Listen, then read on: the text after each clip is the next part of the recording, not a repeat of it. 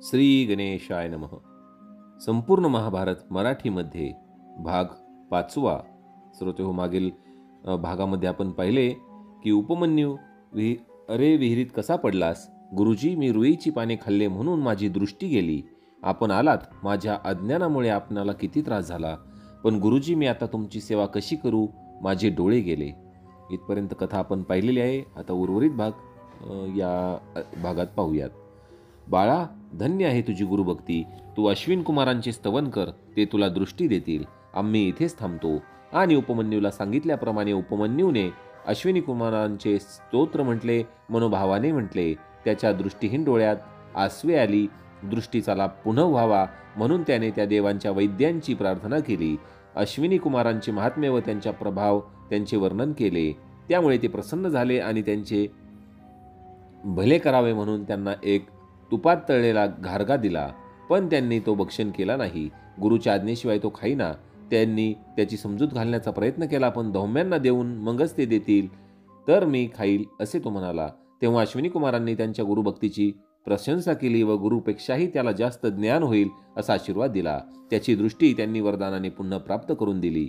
ज्यावेळी उपमन्यूने पाहिले की समोर अश्विनी कुमार आहेत, आपण विहिरीतच आहोत, तेव्हा तो त्यांना नमस्कार करून बाहेर आला. धौम्यांकडे त्यांनी धाव घेतली.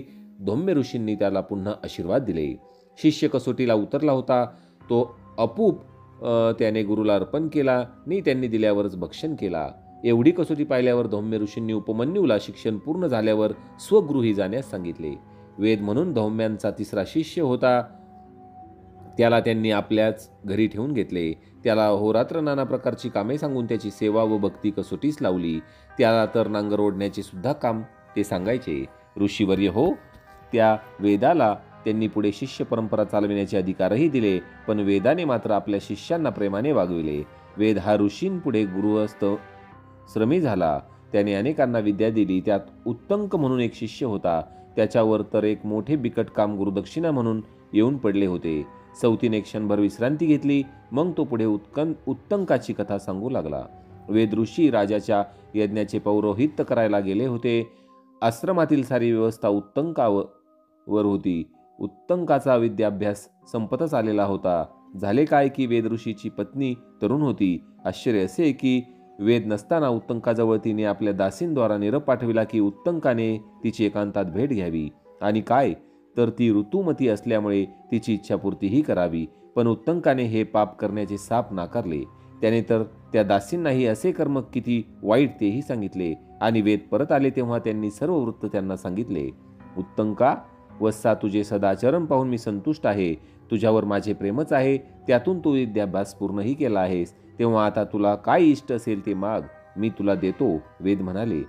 पण उत्तंक म्हणाला, गुरुवर्य, मी अध्ययन पूर्ण केले असले तरी माझी इच्छा अशी आहे की मी गुरुदक्षिणा द्यावी व मगच स्वगृही जावे.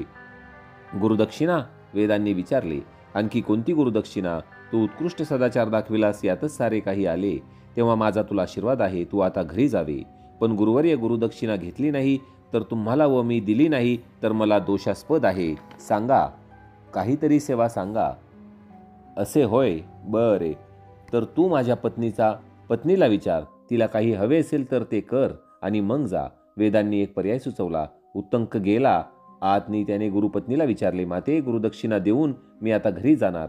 वेद ऋषींनी सांगितले की तुम्हाला विचारून जे काही करायचे ते करावे व मी मग घरी जावे. तेव्हा गुरुदक्षिणा म्हणून मी तुम्हाला काय देऊ?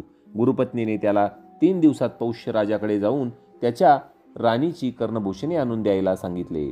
पुण्यकृत ती करत होती. त्यावेळी पंक्तीत वाढताना तिला ती कुंडले कानात घालून मिरवण्याची हौस होती. उत्तंकाने हे कार्य करायचे ठरवले व तो पौष्य राजाकडे निघाला. वाटेत काय झाले पहा. एक वृषभावर बसलेला भव्य पुरुष त्याला वाटेत भेटला. त्याने उत्तंकाला थांबविले व म्हटले की, उत्तंका, तू कुठे जातोस? आणि तुझे काय काम आहे ते माहीत आहे मला. तू या वृषभाचे शेण थोडे तरी भक्षण कर, म्हणजे तू संकटातून वाचशील. उत्तंकाला वाटले, कोण हा परका माणूस? नि काय हे घाणेरडे काम सांगतोय? तो काही खायला तयार होईना. तेव्हा तो पुरुष म्हणाला, अरे, मी सांगतो ते कर. तुझ्या गुरूंनी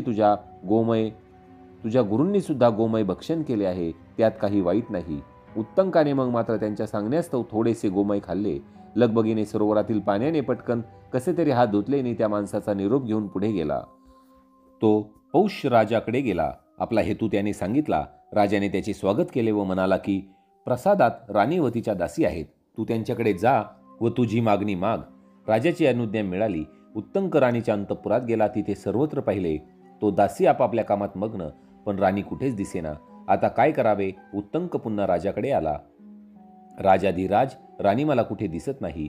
राजाने क्षणभर विचार केला व म्हटले की अहो, तुम्ही उष्ट्या हाताने आलेले आहात काय? माझी पत्नी दूषित माणसाला दिसत नाही म्हणून विचारतो, कारण ती साध्वी आहे. अरे हो, वाटेत मी गोमय खाल्ले, पण हात तोंड काही नीट धुतले नाहीत. उत्तंक म्हणाला. त्याला आठवले. राजाला त्याने वृषभारूढ पुरुषाचा वृत्तांत सांगितला. असे का? मग पूर्वेकडे मुख करून आता नीट शुचिर्भूत व्हावे. राजा म्हणाला. त्याने मग नीटपणे तोंड व हातपायही धुतले व अंतःपुरात गेला. तेव्हा राणी दिसली. तिने त्याचे स्वागत केले. यावे यावे, आपली काय इच्छा आहे? राणीने विचारले. उत्तंक म्हणाला, माझ्या गुरुपत्नीने गुरुदक्षिणा म्हणून आपली ही कर्णभूषणे आणण्यास सांगितली आहेत. 3 दिवसात आपण द्याल काय? मला आचार्य ऋणातून मुक्त कराल काय? कर्णभूषणे? राणी म्हणाली, मी देते, पण वाटेत सांभाळून जावे. तक्षक नागाला मी नाही म्हटले होते, तो टपलेला असेल. तुमच्या गुरुदक्षिणेचे काम होऊ दे. तिने कुंडले काढून दिली. उत्तंक आनंदाने तिला नमन करून परत फिरला. पण अतिथीचा आदर करावा म्हणून राजाने त्याला भोजनासाठी थांबवून घेतले. तो थांबला. भोजनाची वेळ झाली. राणीने स्वतः अन्न वाढले, पण झाले काय की त्या अन्नात एक होता केस. भात तर थंडावलेला होता. उत्तंक होता स्वच्छताप्रिय. त्याला ते अन्न पाहून राग आला. तो भडकून म्हणाला, राजा, मानाने जेवायला थांबवलेस, पण हे निवलेले अन्न, हा केस, त्यात आणखी काय काय असेल देव जाणे. आंधळा होशील आंधळा. माझा शाप आहे तुला. कुठे काय, उगीच रागवता का म्हणून संततीहीन व्हाल अशाने अन्नाला नावे ठेवू नये. राजा म्हणाला, नीट पहा, हा पहा केस. उत्तंकाने केस उचलून राजाला दाखवला. अरे रे, मी चुकून शाप दिला. आता मला वाईट वाटते. मला क्षमा करा. राजा दीनमुद्रेने म्हणाला. बरे तर. लगेच द्रवून उत्तंक म्हणाला, तू आंधळा झालास तरी काही वेळाने तुला पुन्हा दिसू लागेल. आता तुझा शाप परत घे. राजा म्हणाला, मला शाप परत घेता येत नाही. मी मनाने चिडून बोललो. तुम्ही शुद्ध अंतःकरणाचे आहात, मी नाही. तू शापच चुकीचा दिलास, त्याच्या माझ्यावर काही परिणाम होणार नाही. उत्तंक म्हणाला. राजाचा निरोप घेऊन उत्तंक निघाला. दूर जायचे होते. दुपार होती. उन्हाची तिरीप जराशी वाढलेली होती. वाटेत कुठे पाणी नव्हते. उत्तंक झपाट्याने जात होता. वाटेत त्याला एक भिक्षू भेटला. पण उत्तंकाला तक्षकासंबंधीची सूचना आठवत होती. त्याने त्याला टाळले.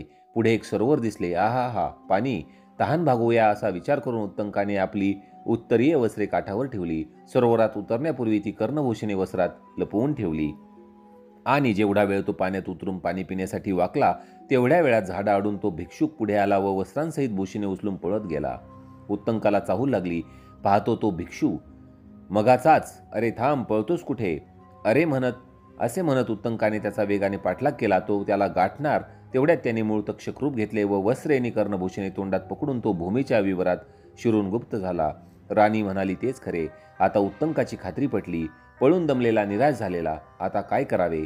त्याने एक झाडाची फांदी तोडली. तिची एक काठी केली. तो विवर ढोसू लागला.